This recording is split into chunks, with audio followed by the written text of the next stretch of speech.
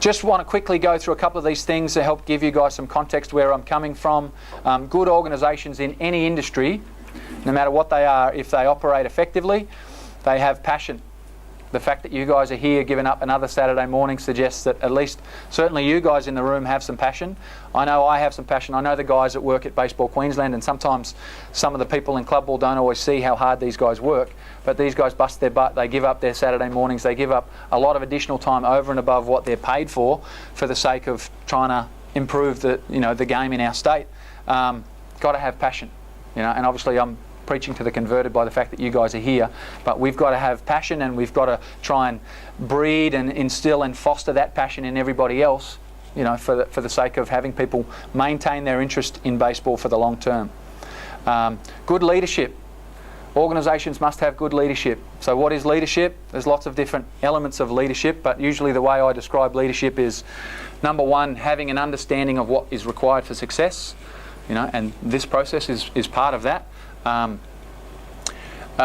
Being able to identify when something is happening that is potentially other than what is required for success, so being able to identify things when they're not quite going right, and being prepared to make an immediate attempt to rectify that, to change that. To me, that's leadership. So it's not just knowing what should go on, but it's helping develop and change the culture, and helping to communicate the things that we need, helping to help others be better.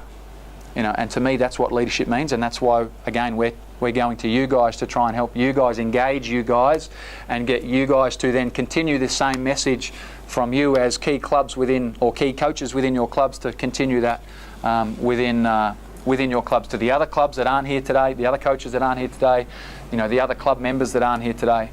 And obviously effective communication. Having an idea, having a vision and all that is one thing, but if you cannot communicate that effectively to the person receiving the communication in a way that they can understand, then it's not going to be effective. All right, so I need to give you guys the information that I want, but give it to you in a variety of different ways. So if you learn a different way, then Badge learns a different way, then Batesy learns a different way, or Karen, or whoever it is, I give you guys the information in a variety of different ways that you all can accept that information. So again, we'll have this presentation face-to-face today. We'll put it up online if you guys want to recap things later off. We'll give you handouts and information and all that sort of stuff. We'll try and give you the information in a variety of means.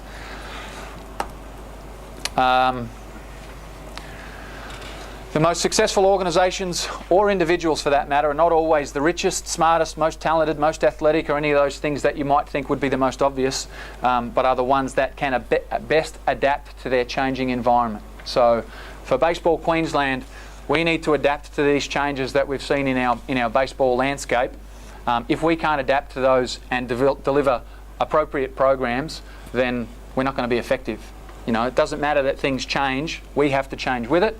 And you guys, as an extension of Baseball Queensland, are, as I said, the ones that are actually in the face of our athletes on a day-to-day basis out there in clubland. So it's important that we get this message to you guys. It's important that you guys embrace the direction that we're trying to go, because it's, like I said, you guys are face-to-face with our athletes on a day-to-day basis.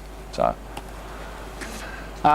Keys to an ongoing program success. Again, we talk about this in all of our Queensland team programs.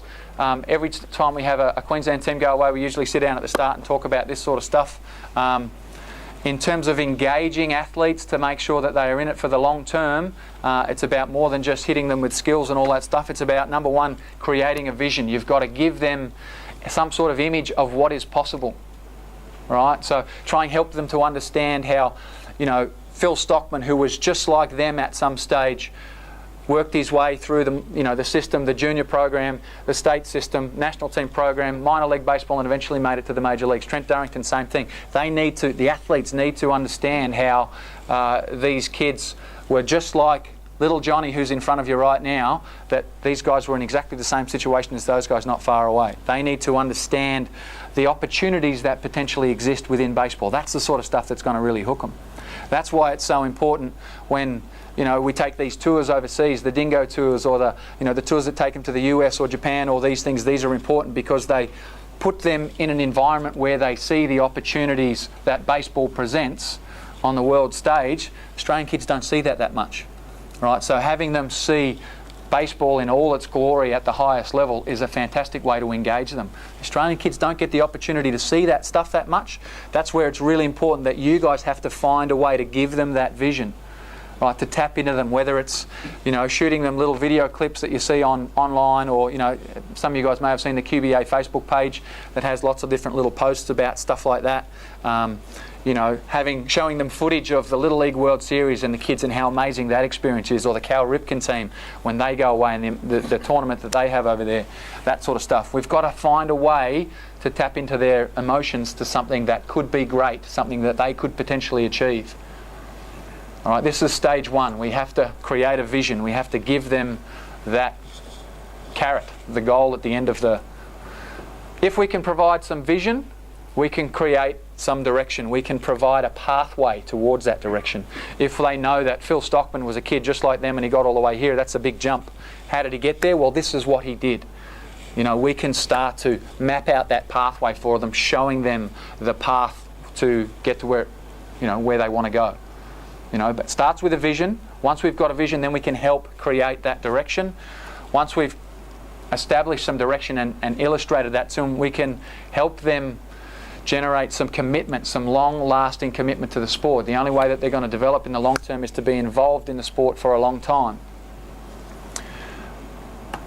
If we establish commitment, that's when we actually start to see some development. If we can achieve, monitor and identify that development, so show them how they're getting better, then they can see that progress they're making towards that pathway.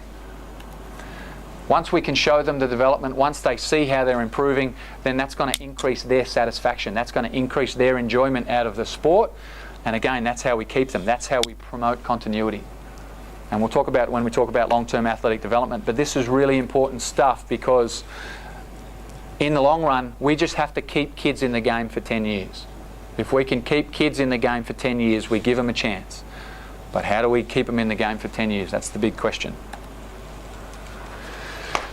Just so you know, in case you haven't worked it out, all of the Queensland team programs have now gone to the Bandits logos, Bandits branding, all of that sort of stuff. There's obviously some strategic decisions for that. There's lots of history in the Rams and all that sort of stuff, but obviously there's been some specific reasons for that. Marketing, obviously, I just bought 200 Bandits caps and 200 Bandits shirts, which goes into the Bandits financials, so that obviously helps all the supporters and stuff that go away with teams, buy Bandits merchandise, that sort of stuff.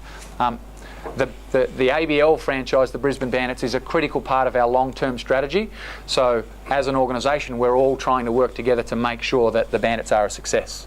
We've still got a long way to go with that stuff yet, but the reason for that change is part of that. But as a result, we're now all the same brand. That means that the junior program and the senior program, they all have a high standard expected of them, and we're all working together to maintain that standard, which is great for the sport, because for us to be successful, we're going to have to work together. So now it's even more important that we're integrated.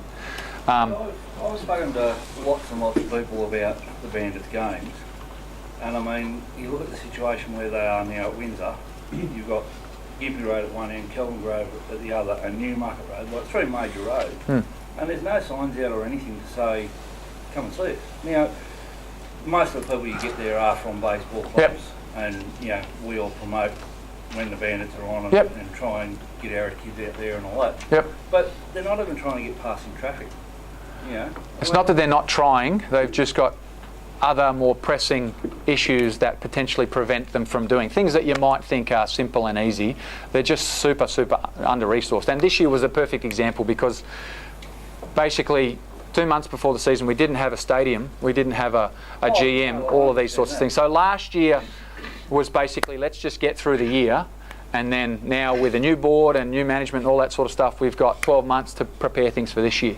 So I would expect to see a much better standard of product this year. Well, I just see what all of the clubs basically are doing, and they've got signs out on poles and in-shop windows and everything saying when their sign-on days are, and all this sort of stuff. And when you don't see that from the highest level, I agree. It's sort of... Yeah, it is hard, but again, we're all trying to get better, and they're in the same boat. They're trying to get better. They've now got a GM that's been there for nearly a year, so he'll hopefully be better at it.